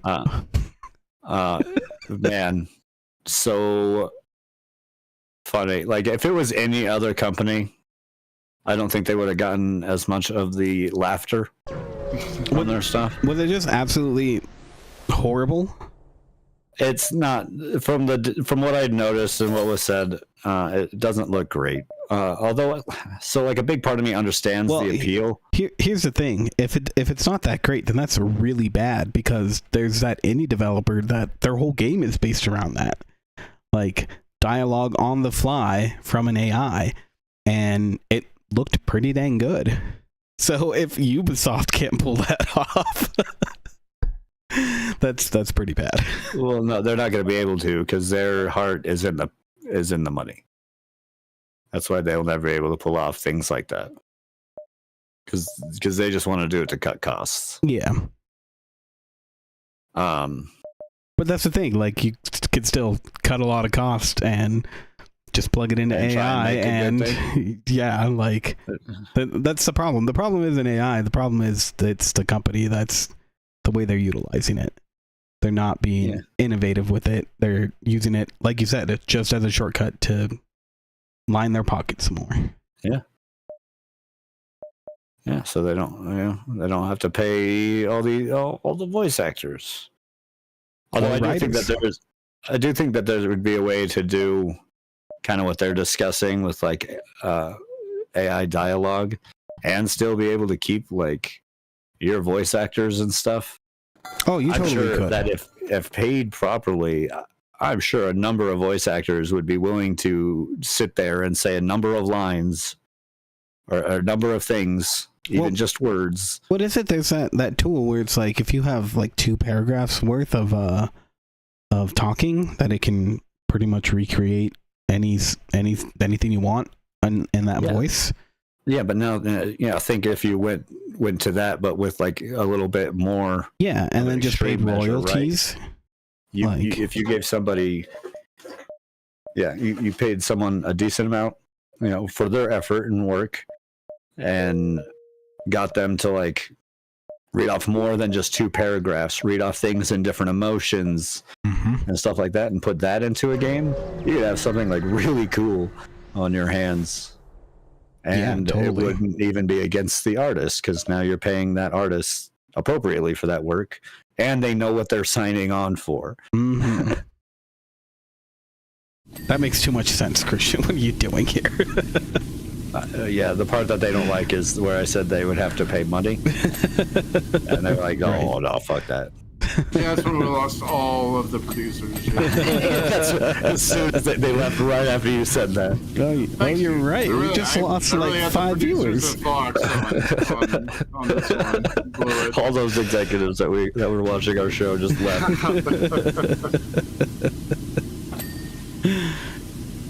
Yep.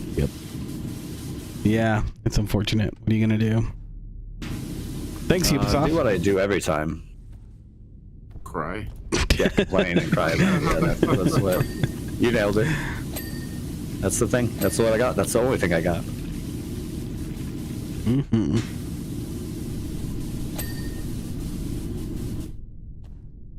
Well, shall we call it? Man, I am cleaning the shit out of this bot. You are. Could you go? I am dying slowly. I could be dying fast, so. So I got one more thing. Yeah. One more bit of news. Jesus Christ. Dragon's Dogma 2. Rough launch, some would say. Poorly received. Although, which is an interesting fact, is that although it has been like poorly received, and for a number of like logical and understandable reasons, everyone still loves that game. Do they? Which is pretty impressive. Yeah, no, people really like it, and like a lot of the reviews I read that do talk about like the monetization are saying like if it wasn't for some of this other stuff, the performance issues and whatnot, that it just shouldn't have, it would be like a really good game. The monetization thing, I think Capcom was gonna do. They've kind of been doing it for a while now and been getting flack, but they just keep doing it. They're gonna keep doing it and trying to get as much money as they can. A lot of it, is all stuff that you can earn in game. And now it's been made a little bit easier, as some modders have lowered the prices of some of those materials, kind of negating the whole DLC thing to begin with.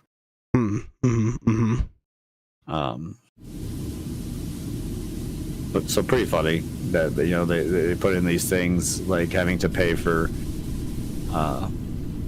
fast travel stuff. I think the most egregious, though, is that you can't really start a new game currently. Oh, really? Not without, like, fully going through and erasing the save file from, like, your hard drive and doing that the long way around.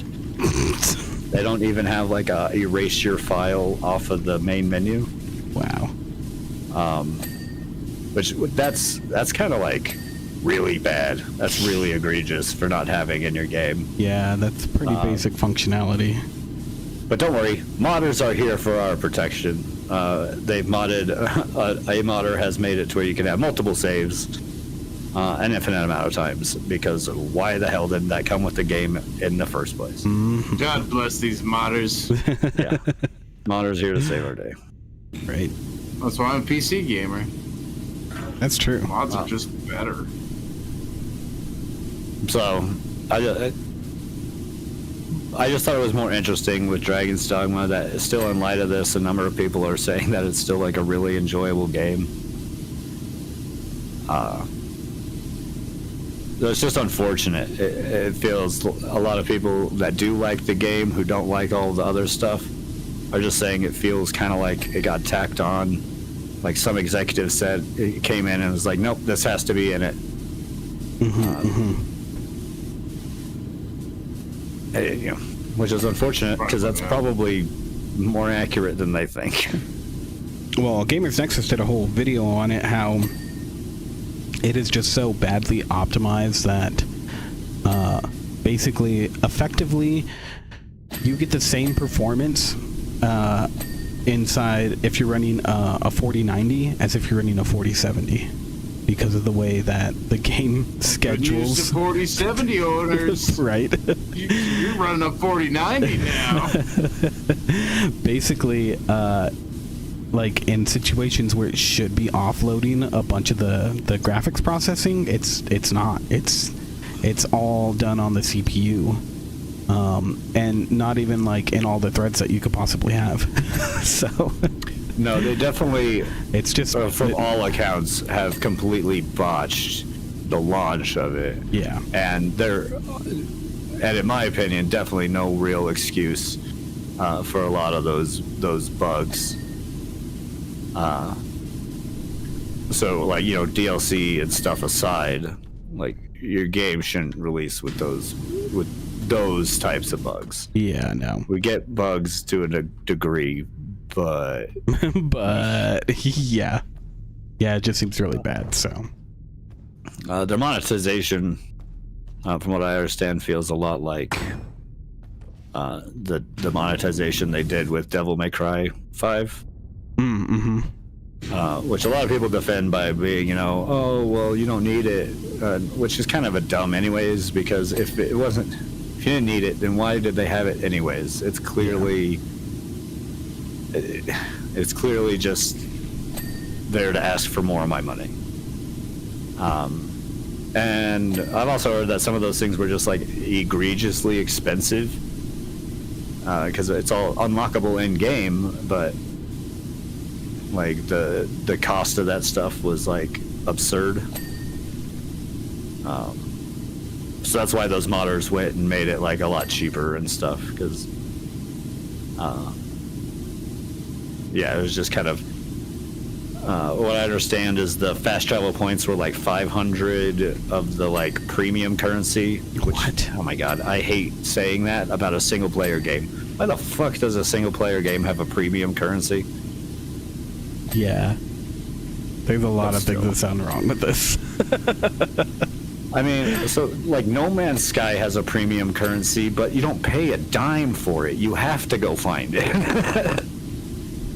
Not really a single player game anymore. Yeah, and it's not really a single player game. I don't know. It's so dumb that a single player game has to have a premium currency. But that stuff's not going anywhere. We kind of need to face that fact. That stupid shit really isn't going to go anywhere. Yeah, unfortunately. Even if, like, the vast majority of us don't end up buying it, there are people who do. and they'll keep it there for that sole purpose because it's just another cash flow for them.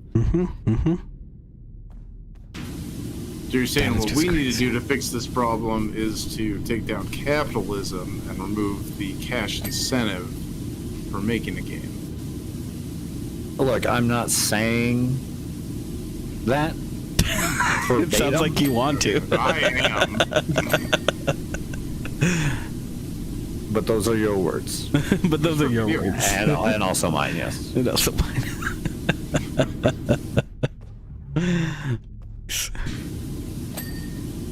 Yeah, if nothing can make you hate capitalism more, it's probably got to be the gaming industry right now. Well, I mean, me personally, yeah.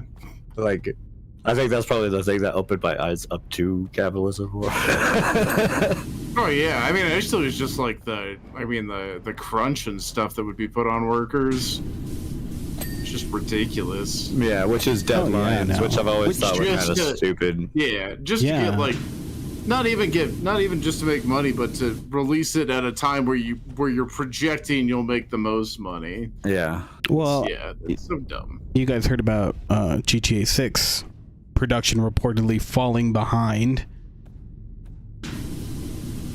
No? Yes? I mean, I did not hear about it. I don't really pay attention to GTA news. Well, it's not supposed to come out till next year anyways, right? I think. Pretty sure. But they're saying GTA it might not be... It's probably not even going to be out till, like... I don't think anyone really expected it next year, to be honest. Well, they're saying that it looks like with what's going on, it might not be out until the following year. I like my already assumption as soon as I saw the trailer was that game wasn't going to be available till like 2026, and I'm currently still going to hold true to believe that. I just don't think that it's going to be a while. Like, it's still going to be a while. Well, I don't know why anyone would think it would have been earlier than that. Well, they're trying to get workers to come back into the office, is apparently what's going on right now. Yeah, but it's that's dumb anyways. But yeah, well, the problem is, I guess, like, they've hired a bunch of people who were like told that their position was going to be remote. They didn't have to come in. So yeah, because a bunch of places did that. During 2020, they were like, "Here, it's all got to be remote," and now that most of them are like, "Oh, can we get you to come in, or you got to show up like twice a week?" It's like, whoa, that's not what I was hired for. Right. Well, shall we call it there? I guess so. Yep. Just about 2 hours here, so. I did watch one more movie. I forgot about it. Oh, what'd you watch? It was called You'll Never Find Me. I'm pretty sure it was the name of it. You'll Never Find Me. Australian flick, real low budget. But not in like the way like the H.P. Lovecraft thing was low budget. It's just like the whole movie takes place in a trailer.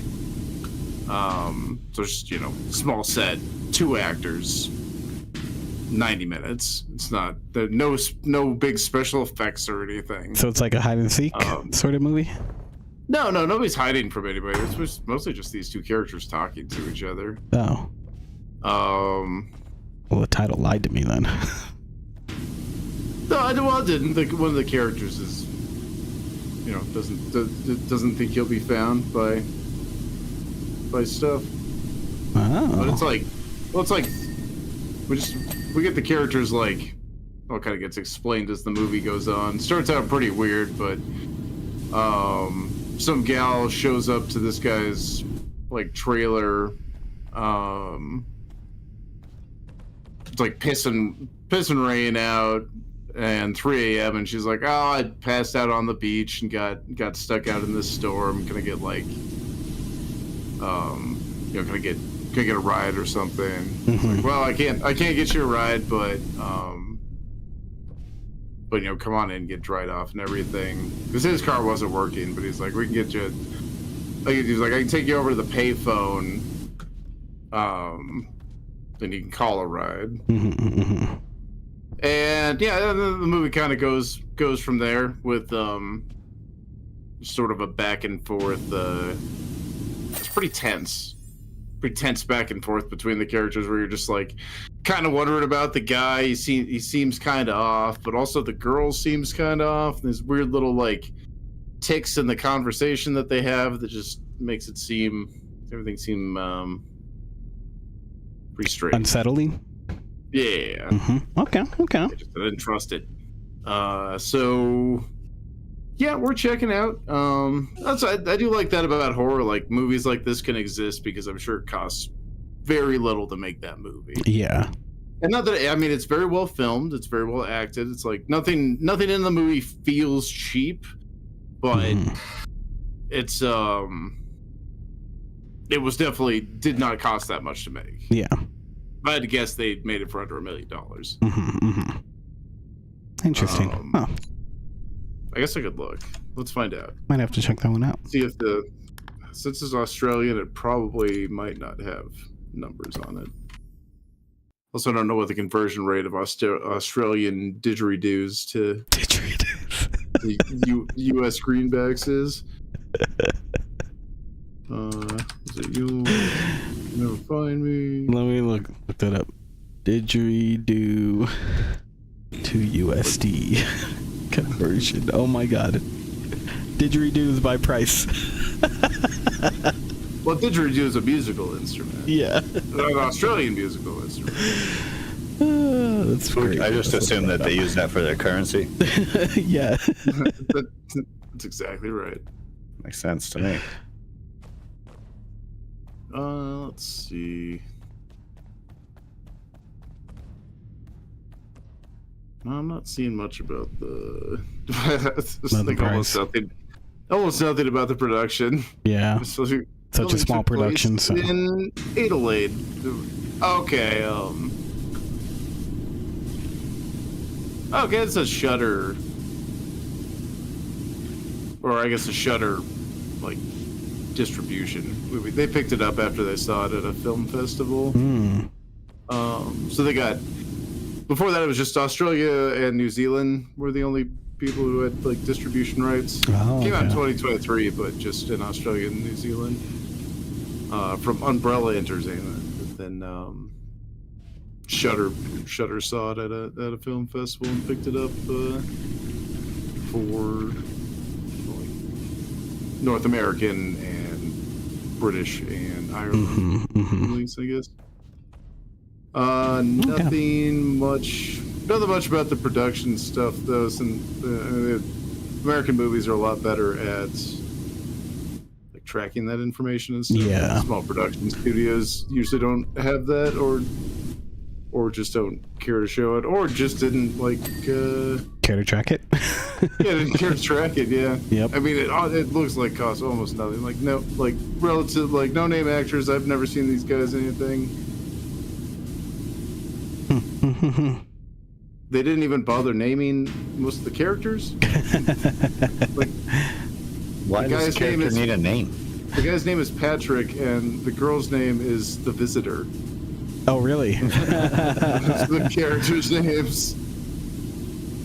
And those are like the two characters in the movie, basically. There's a few other characters that pop in and out, but it's mostly just those two talking. Really good. I always like those containment thrillers. Yeah. So just dark and stormy Australian trailer. Sounds sexy. Sounds sexy. That's it. That was the movie I forgot that I watched. It was an okay. And nothing like it wasn't. It was enjoyable. It wasn't meh like that Ryan Reynolds movie I watched was meh. It was more okay. Like it was pretty good. It'd be worth a watch. It's probably nothing. It was it's nothing super special, but yeah. It was okay. I've seen some bad horror in my day. It was not bad horror. It was atmospheric. It was suspenseful. I never watched bad horror. Yeah, yeah, that's true. I've never seen you watch a bad horror movie. I watch all the best horror movies. I have watched the worst horror that I've ever watched in my life with you.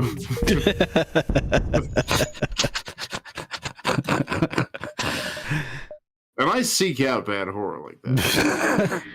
What was that new movie you got? I'm talking about The Resort. Yeah, it was the worst horror movie I've ever seen. It was so bad. Yeah, it's so and it's not even like not even good bad. There's nothing to even make fun of in it. Yeah, it's not like funny bad. It's just bad and boring. Generally like bad. Yeah, except for the last like 5 minutes where it actually got somewhat interesting. Yeah. Other than that, it felt like a couple like teenagers like wanted to go on a vacation. Was okay. Just like the last 10 minutes of the movie. Oh no, the climax of the movie wasn't like it was okay as like it was like popcorn flick horror levels of okay. Yeah, and there was something there to kind of like make fun of too. Had that been there, things were actually happening in the movie, so we could make fun of it. Had that been there the whole time, so just an hour. It would have been a great movie. An hour of attractive people wandering around in like on like a tropical island and doing drone shots. It's mostly like some kids like I wanted to go on vacation, but my dad said I had to film a movie. I remember you talking about this. Yeah, it was bad. It was bad. Yeah, that is the worst horror movie I think I've ever seen. It was a bad movie, and I've seen some awful horror, but at least awful horror still usually has some stuff to laugh at. That's usually one of my opinions. I never watch bad horror movies, but you are right. That was a bad horror movie. Yeah, that was bad. I usually put that out of my brain because I don't even know if I consider that a movie. There was barely a movie. There was that escape room horror movie that we watched. I know you watched a shitload of them, but I'm talking about the shittiest one of all of them that we watched. Yeah, and I think I like that one the best, just because of that one when that one guy goes, "Fuck these puzzles! Fuck these puzzles!" That does sound worth it. favorite line in all of those escape room movies. There's a lot of escape room horror movies. Yeah, it turns out. Christian watched all of them, and I saw some of them, and I watched most of that really, really bad one. That one was good. That one was good bad. You didn't watch the worst one. Was that not the worst one? It was not the worst one. Dude, there's some that you don't even have. I see. No, there's plenty. I thought I gotten a lot of them, but there's still like 5 or 6 more that I don't have. Yeah, they just cranked out escape room horror movies for a few years like there. Crazy. When that was taken off before COVID. Yeah. COVID kind of changed people's opinions on going to escape rooms. And anywhere. Yeah, and also leaving the house, yeah.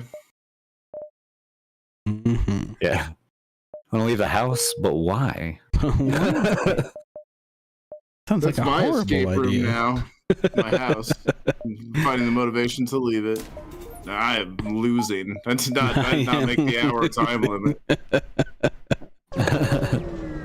It took me 59 minutes, 27 weeks, 46 years. I intend to leave sometime.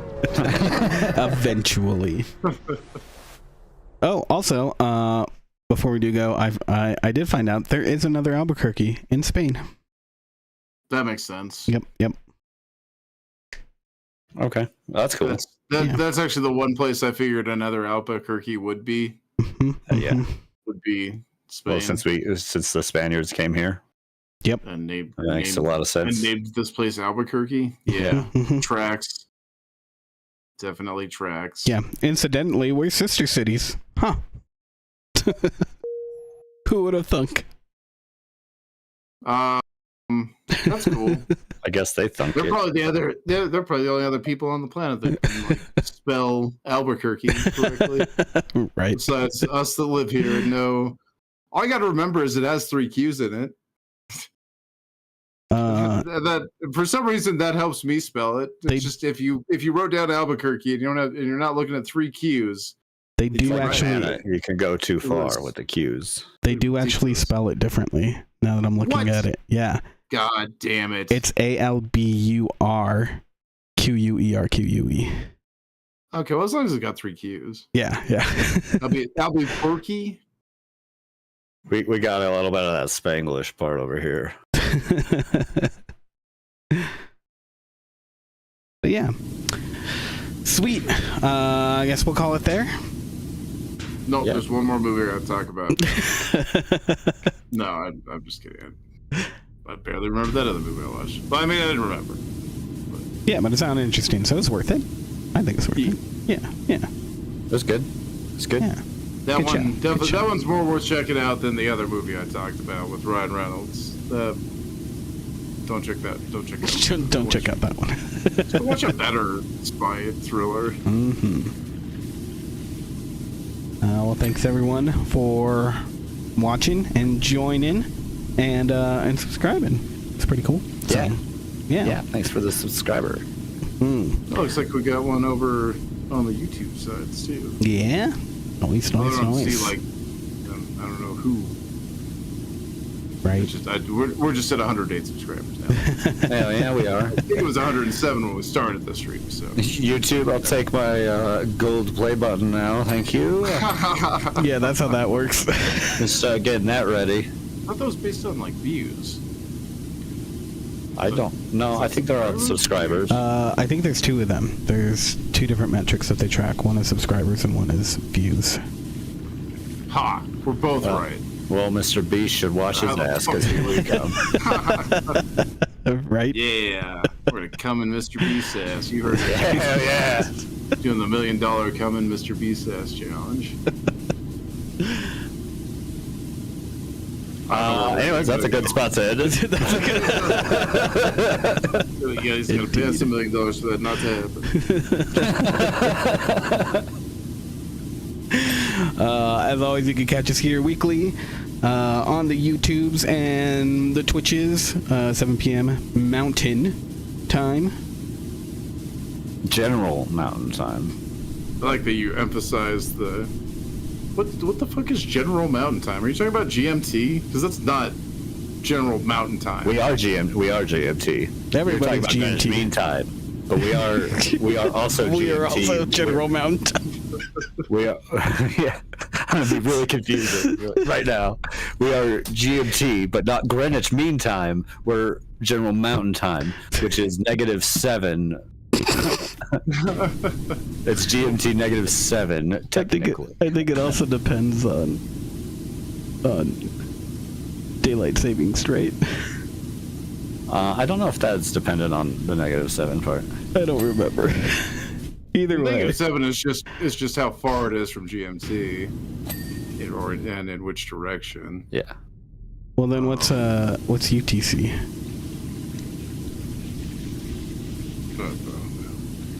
United Territories of... I think it's Universal Time Code. I think that's what it means, but I don't know. Enough with that. We're United States people. We don't know what these other things mean. We're Mountain Time. We respect our feet and inches. Thank you. Yeah. Also forgive us because it's... Is Arizona different Mountain Time then? Because they don't do daylight savings? Yeah, they're different. But they're in the same time zone? Well, Arizona's also split in half. Not half. Zones. Well, not necessarily half. It's like, Idaho's the same way. Yeah. Yep. Along like the western edge of Idaho, it switches over to Pacific time. And then we're idiots and we do daylight savings because I don't fucking know why anymore. Yeah, I don't know anymore either. It's all dumb. Because we have a bunch of people who can't get over the past. I don't know. It wasn't even made at the right time. They're mad about the past. They're mad about the past. But yeah, catch us here on Tuesday nights. And if you join us on YouTube pretty much any day, we're streaming. Yeah. We'll catch you guys next time. Today. 3 streams today. Yeah. 3 different live streams today. Right? That's right. Mm-hmm. Including this thing that we're doing currently. Yeah.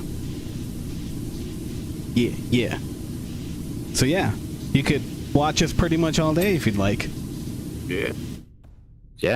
So yeah, subscribe. Hit that subscribe button for more watch content. Me all day. I don't like I don't like that. All right, we're cutting it off here. We're done. Bye, everyone. We just lost 5 more subscribers. Alienating our audience. We got too sexy. Too sexy. We got too sexy too quick, guys. Incidentally, the producers came back. Maybe we got something. Weird. All right, well, look. I'll sell out, but only this once. But only this once. All right. Thanks, everyone, for joining. Good night. Bye. Bye. Oh, I thought you'd already cut it. No. Still haven't. Technically still here.